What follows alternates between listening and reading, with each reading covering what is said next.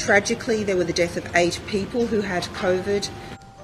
Sadly, we've had to report 8 deaths of people with COVID. Sadly, we've seen 13 deaths in people with COVID yesterday.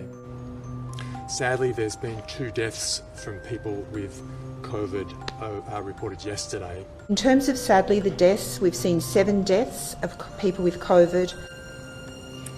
Sadly, we report today the deaths of 9 people who had COVID-19. Sadly, New South Wales Health has been notified of the deaths of 2 people who had COVID-19. Sadly, today we are reporting the deaths of 9 people with COVID-19. Sadly, as the Premier mentioned, they were reporting 3 deaths today of people with COVID.